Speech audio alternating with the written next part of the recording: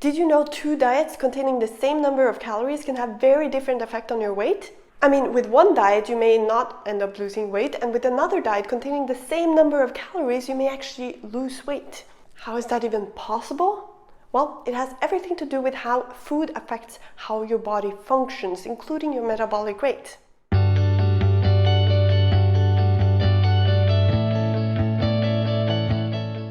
Hi, I'm Ingunn, a Norwegian Viking, bringing you no BS science-based tips on nutrition and weight loss. And today I have something truly mind-blowing to show you. So first, make sure you're subscribed to my channel and click that bell button.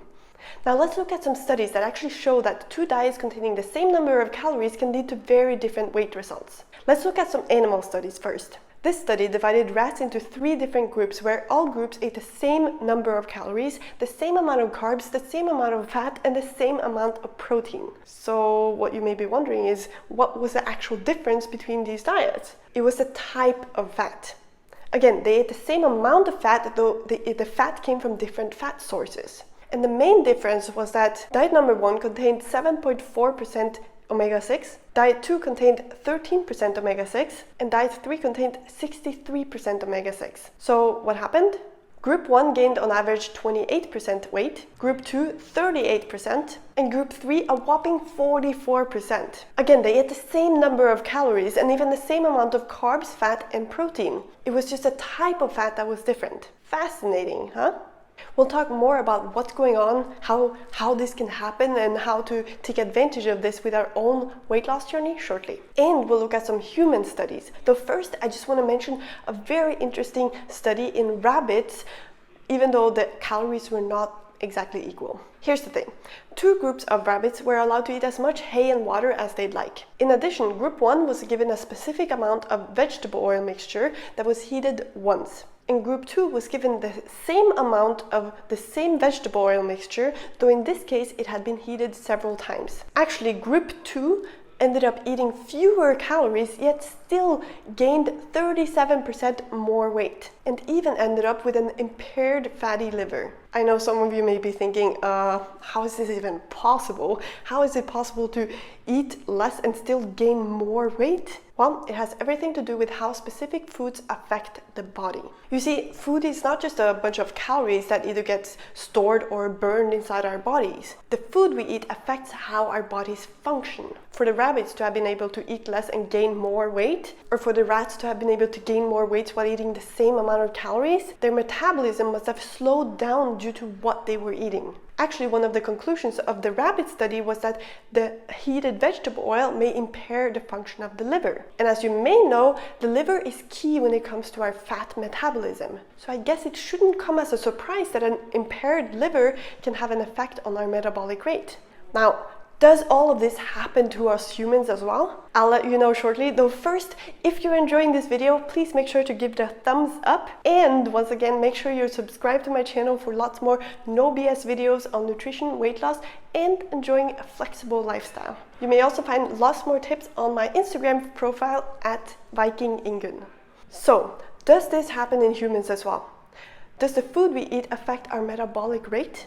Well, one study I like to refer to is this one, where obese women were randomly assigned to either a very low carbohydrate diet or a low-fat diet. Now, only the low-fat diet group was told to restrict calories, yet naturally they ended up eating about the same amount of calories, these 2 groups. Still, the very low-carb diet group ended up losing more than twice as much weight on average than the low-fat diet group. And just to mention, that was not just because of water weight or glycogen stores. The very low-carb diet group lost significantly more fat mass, even though they also lost more lean body mass. Another thing to note here that's very important is that it wasn't just the amount of carbs or fat that was different between these 2 diets. For example, the amount of protein was very different, and the type of fat was also different, which, if you remember from the animal studies, is very important. So this means you can't just go on any low-carb diet and expect to have just as different weight results as seen in this study. The specific foods you choose to eat and the specific foods you choose not to eat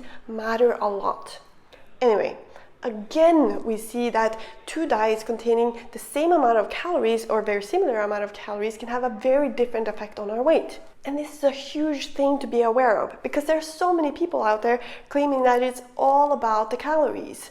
And even though it is technically true that you do need to be in a caloric deficit in order to lose weight, you need to remember that the food that you eat actually affects your metabolic rate and how your body functions. Which means if you choose your food wisely, you may be able to lose more weight while eating the same amount of calories. Actually, there's another study where people had already lost weight and then they were put on 2 different diets to check if the metabolic rate was different between these 2 diets, even while eating the same amount of calories for each of these diets. And they found that on one of the diets, on average, these people burned 300 calories more per day.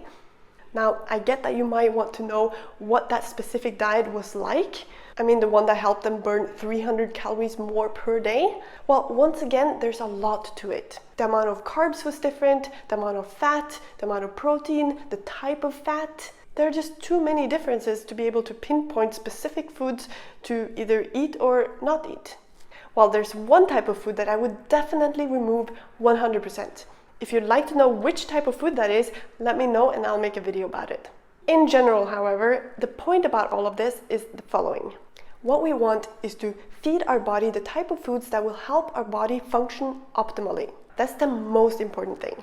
We don't want an impaired liver like the rats that may impact our metabolism. We want our body to have everything it needs to thrive and to remove everything that prevents our body from thriving.